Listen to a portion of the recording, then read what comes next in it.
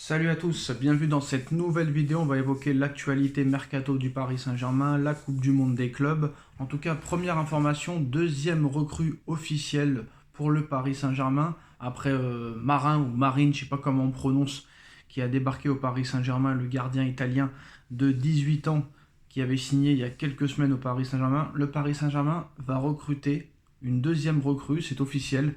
Ilian Mand, joueur belge, va s'engager avec le Paris Saint-Germain. Un accord a été conclu entre toutes les parties et la signature de son contrat avec le club parisien est attendue dans les prochains jours.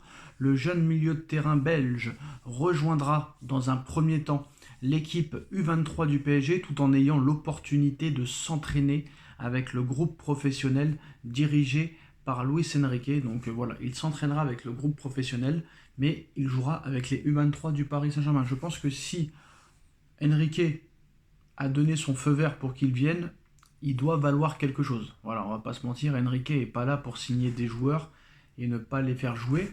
Ça se trouve, Luis Enrique, la Moscardo, tout le monde se moque, Beraldo, tout le monde se moque, mais ça se trouve que dans 2-3 ans, Beraldo et Moscardo, c'est des monstres. Et Reims, il repensera à 3 fois de ne pas avoir profité du prêt de Moscardo de la part du Paris Saint-Germain. Donc voilà, c'est assez spécial. Alors, est-ce que Moscardo c'est une buse? Est-ce que Beraldo c'est une buse? Est-ce que ce joueur belge c'est une buse? L'avenir nous le dira, mais je pense que Paris achète des joueurs du style Marine ou Marin le gardien, plus ce joueur-là là, qui vient de signer, pour peut-être les revendre 3 fois plus cher aussi. Hein. Il y a plein de grands clubs européens qui le font, pourquoi pas le Paris Saint-Germain? Il n'y a pas que les autres clubs qui ont le droit de faire ça. Donc quand tu vois que tu as vendu un Xavi Simons 80 millions d'euros alors qu'il n'a jamais joué un match titulaire au Paris Saint-Germain, c'est quand même assez marrant. En tout cas, Paris prépare déjà l'avenir avec plusieurs cracks. Hein. C'est l'objectif du club, de recruter des jeunes joueurs à très fort potentiel. Même si l'équipe de Luis Enrique est déjà essentiellement composée de très jeunes talents, le Paris Saint-Germain continue de préparer l'avenir à plus ou moins long terme en recrutant plusieurs joueurs en post-formation. Malgré un titre de champion d'Europe acquis de haute lutte, le Paris Saint-Germain ne veut pas se reposer sur ses lauriers et entend bien régner sur le football mondial durant de longues années. Pour cela, le club de la capitale veut surfer sur la bonne vague et rester le club à la mode du moment en recrutant de très jeunes joueurs à en devenir.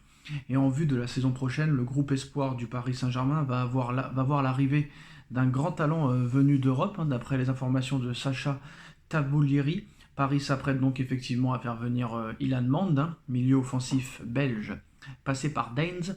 Donc Ilan Mand au Paris Saint-Germain, c'est fait, accord trouvé entre toutes les parties pour le passage du milieu de terrain belgeo-marocain et signature prévue dans les prochains jours. Ilan Mand intègre les U23 du PSG et devrait également s'entraîner avec le groupe de Luis Enrique, explique le suiveur du mercato.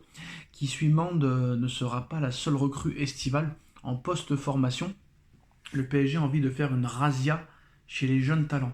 Alors si le Paris Saint-Germain ne met pas en priorité son centre de formation, ça veut dire qu'il y a un problème dans la formation et que ces joueurs peut-être ne valent pas grand-chose. En effet, comme l'explique également le Parisien, le PSG va aussi recruter 3 jeunes issus de la formation française. Déjà évoqué le mois dernier, Edem Galeb, 2008, milieu de terrain formé à l'AS Sarcelles, va bien rejoindre les rangs du club parisien, tout comme Ethan Louvambano, 2007, ailier du Havre. Auteur de 5 buts avec les U19 du Havre cette saison, le joueur de 18 ans devrait signer son premier contrat professionnel au PSG sur une durée de 3 saisons. En outre, le club de la capitale devrait aussi faire venir Dimitri Lucea, 2007, défenseur central de 18 ans, qui a disputé la Youth League avec le LOSC cette saison. Des recrutements pour le futur, mais qui montrent que le PSG veut rester en haut de l'affiche en tentant d'avoir les cracks qui feront le football de demain. Parce que là, ce qui est intéressant, c'est que tous les joueurs qui vont signer au PSG, là, personne n'en parle. Et ça se trouve, dans quelques mois, dans un an, c'est 3 phénomènes. On ne sait pas. En tout cas, ces mecs-là ne sortent pas du centre de formation du PSG. On a un mec qui est à Daines, en Belgique.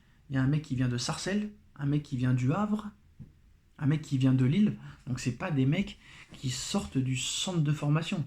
C'est comme celui qui a signé au Bayer Leverkusen. Je pense que si Luis Enrique l'a laissé partir, ça veut dire qu'il ne doit pas vouloir grand-chose. Il ne doit pas valoir grand-chose, je suis désolé de le dire.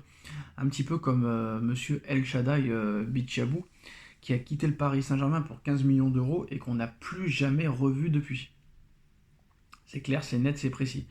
En ce qui concerne les arrivées toujours, hein, le recrutement d'un milieu de terrain n'est pas une priorité absolue pour le PSG, ce qui n'empêche pas Luis Campos quand même de scruter les bonnes opportunités. Un international suisse, lui, a par exemple tapé dans l'œil. Donc la priorité du mercato est le recrutement d'un défenseur central du PSG, au PSG. Cela ne veut pas dire pour autant que le club de la capitale n'est pas attentif à d'éventuelles opportunités sur les autres postes. Au milieu de terrain, Luis Enrique est bien fourni et semble avoir des certitudes, hein. C'est titulaire indiscutable pour la saison à venir. Vitinha, Joao Neves, Fabian Ruiz. Luis Campos a malgré tout une shortlist de milieux de terrain qui peuvent coller avec la philosophie de l'entraîneur espagnol. Selon les informations du compte insider Abdelhamed, un joueur du championnat belge a tapé dans l'œil du coordinateur sportif parisien qui se nomme Ardon Jahari. La folle ascension, inconnue du grand public il y a 12 mois quand il jouait à Lucerne. On le dit désormais surveillé par Luis Campos après une excellente saison à Bruges. Présentation quand même d'un meneur de jeu qui va faire parler de lui cet été. Il s'agit d'Ardon Jahari, international suisse de 22 ans évoluant au FC Bruges. Il est apprécié par Luis Campos, le directeur sportif l'a supervisé à de nombreuses reprises, tout comme son coéquipier Joel Ordonez a publié cette information sur son compte X. Une piste à suivre de près pour le Paris Saint-Germain, notamment si un ou plusieurs départs venaient à voir le jour dans ce secteur de jeu. On sait par exemple que Fabian Ruiz est courtisé par Al Nasser, même si Luis Enrique a mis son veto à un potentiel départ du champion d'Europe espagnol. Donc le PSG a un œil très sérieux sur Ardon Jahari, pièce maîtresse de Bruges cette saison. Ardon Jahari a disputé 27 matchs, 2 buts, 4 passes décisives en championnat de Belgique la saison dernière.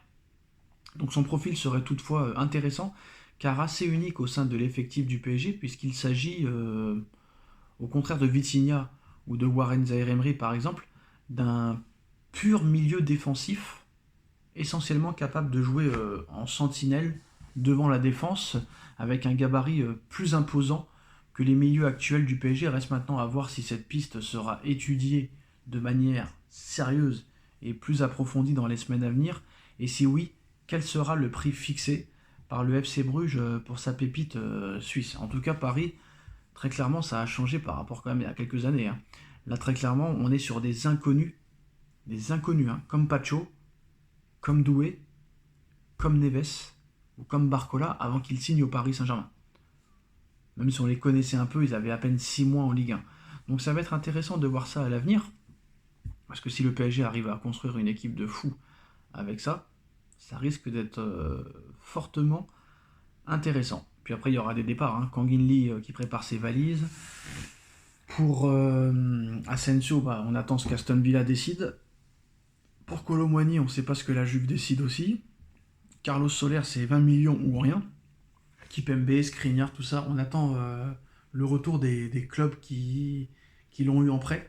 Et s'ils les veulent officiellement. Le problème, c'est leur salaire, qui est énormissime. Voilà les gars, c'est la fin de cette vidéo. Dites-nous en commentaire ce que vous en pensez. Et à très vite. Tchuss.